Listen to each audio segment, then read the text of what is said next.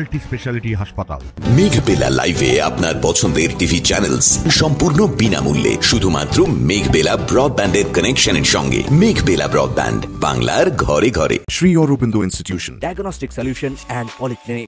উত্তর 24 পরগনার দত্তপুকুর খুনের ঘটনায় নতুন মোড়। ঘটনার 15 দিন পর অবশেষে উদ্ধার হলো নিহত হযরত লস্করের কাটা মুন্ডু। মূল অভিযুক্ত মোহাম্মদ জলিল গাজীর বয়ান অনুযায়ী বামনগাছি স্টেশন সংলগ্ন কচু বাগানে বস্তাবন্দি করে ফেলে দেওয়া হয়েছিল মুন্ডুটি। পুলিশের পুনর্নির্মাণ অভিযানে জলিলই চিহ্নিত করে জায়গা দেখিয়ে দেয়। সেখান থেকে উদ্ধার হয় হযরতের দেহের মুন্ডুর অংশ। প্রসঙ্গত গত 3রা ফেব্রুয়ারি বাজিতপুরের এক কৃষি জমিতে গলা কাটা দেহ উদ্ধার ঘিরে তীব্র চাঞ্চল্য ছড়ায়। দেহের হাত পা গেঞ্জি দিয়ে বাঁধা ছিল, নিম্নাঙ্গ ছিল ক্ষতবিক্ষত, কিছু অংশ পোড়ানো হয়েছিল, কিন্তু তখন মুন্ডু পাওয়া যায়নি। ডুবুরি নামিয়ে খালেও তল্লাশি চালায় পুলিশ, কিন্তু লাভ হয়নি। অবশেষে গত বুধবার জম্মুর সাম্বা থেকে জলিল গ্রেফতার হতেই খুলতে শুরু করে হযরতের হত্যার রহস্য। মুন্ডু ছাড়া একটা বডি পেয়ে গেলাম আমি। তারপরে as per confessional statement of accused আজকে রিকনস্ট্রাক্ট করা হয়েছে। ওখানে বলা আছে, অ্যাকিউজ বলেছে কি এখানে জায়গা দেখাচ্ছে, এখানে মাথা মুন্ডু যেটা আছে উনি ফেলেছে এখানে, ওটা উদ্ধার হয়ে গেছে অলরেডি। এবার অ্যাকিউজডের ওয়াইফ, উনিও অ্যাকিউজ আছে, কো অ্যাকিউজ আছে, উনি বলছেন কি এখানে মোবাইল ফেলা আছে। কে ফেলেছিল মোবাইলটা? মোবাইল সুফিয়া ফেলেছে। তো এবার আমি এটা উদ্ধার করার চেষ্টা করছি এখানে। মুন্ডু ফেলার পর জলিল কোন দিকে পালিয়ে গেছে? মুন্ডু ফেলার পরে জলিল জম্মু কাশ্মীরে ফেলে গেছে। এখান থেকে কিভাবে এখান থেকে একটু ওটা আমি একটু বিস্তৃত করে আমি একটু পরে বলবো। ঠিক আছে, কোথায় গেল সুফিয়া? কোথায় গেল? সুফিয়া এখানেই ছিল। মোবাইলটা পেলেও বাড়িতে চলে যায়? বাড়িতে চলে যায়। কতজন ছিল ক্রাইমের সিন অফ ক্রাইমে? কতজন ছিল? as of now, as per our investigation, দুটো জন ছিল।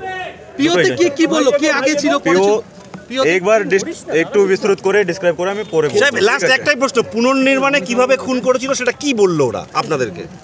ও দাও দিয়ে মারলো পিছন থেকে, আবার হাতুড়ি দিয়ে সুফিয়া হেড উপরে মারলো, এরকম ওরা মার্ডার করলো। মার্ডার করার পরে গলা কাটলো, আর গলা কাটার পরে এখানে ফেলে দিল।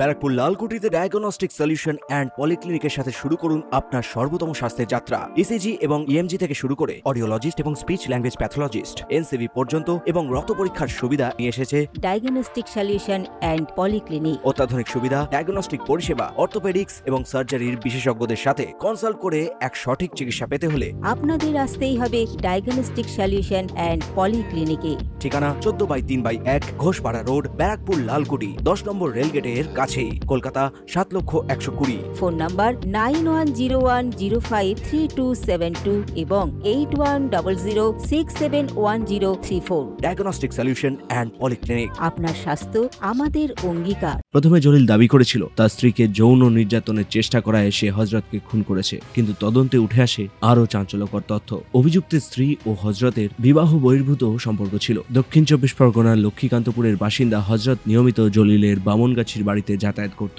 সম্পর্ক মেনে নিতে না পেরে প্রথমে আপত্তি জানায় জলিল, পরে তার স্ত্রীও সম্পর্ক থেকে বেরিয়ে আসতে চান, কিন্তু হযরত রাজি হয়নি, বরং জলিলের স্ত্রীকে শারীরিক অত্যাচার করতে শুরু করে বলে পুলিশ সূত্রে খবর। এরপরই স্বামী ও স্ত্রী মিলে খুনের ছক কষে, এমনটাই পুলিশ সূত্রে খবর। পুলিশ আরো জানতে পারে খুনের রাতে জলিল ও তার স্ত্রী মিলে হযরতকে হত্যা করে, পরে প্রমাণ লোপাটে তার মুন্ডু আলাদা করে ফেলে। জলিল এতটাই ক্ষুব্ধ ছিল যে হযরতের যৌনাঙ্গ পর্যন্ত কেটে দেয়। খুনের পর স্ত্রী স্বামীর কাজে সহযোগিতা করেছিল বলে স্বীকার করেছে। এই মুহূর্তে জলিল 14 দিনের পুলিশ হেফাজতে রয়েছে। পুলিশ এই ঘটনার গভীরে গিয়ে তদন্ত চালিয়ে যাচ্ছে। ওই বলেই বাড়ি থেকে বেরিয়েছে, আর বাড়ি যায়নি। তারপরে ফোনে পেয়েছিলে কখন? ফোনে আমরা রাত্রি 8টা পর্যন্ত কথা বলি, 8টার পর থেকে ফোন বন্ধ না, 8টার পর থেকে ফোন সুইচ অফ, আর কোনো পাইনি। জলিলের স্ত্রীর সঙ্গে হযরতের কোনো সম্পর্ক ছিল না? জলিলের স্ত্রীর সাথে কোনো সম্পর্ক জলিল দাবি করছে তাই। তাহলে এদিকে সরু নাড়ো। তাহলে গন্ডগোলটা কোথায়? ভালো হয়ে গেছিল। তাই কিভাবে ভালো হয়েছিল? অফিসারের সহযোগিতা। কি হযরত জলিলকে ধরিয়ে দিয়েছিল কখনো? থানার গাড়ি চালাতো আগে। ও কি পুলিশের হাতে জলিলকে ধরিয়ে দিয়েছিল কখনো? অনেক লোককে ওরকম ভাবে পুলিশের হাতে আগে দিয়ে দিচ্ছিল স্যারের সহযোগিতা। সেই আগে কি জলিল খুন করলো কি মনে হয়? সেই আগে আমরা এখনো তো কিছু বুঝতে পারছি না কেন এরকম করলো। অরূপ অধিকারী রিপোর্ট, নিউজ বেঙ্গল টুডে। উত্তর 24 পরগনা ও তার আশপাশের এলাকার মানুষের সেবায় ক্যাথ ল্যাবের মতো অত্যাধুনিক সুবিধা নিয়ে পরিষেবায় ব্রতী সারদা মাল্টি স্পেশালিটি হাসপাতাল।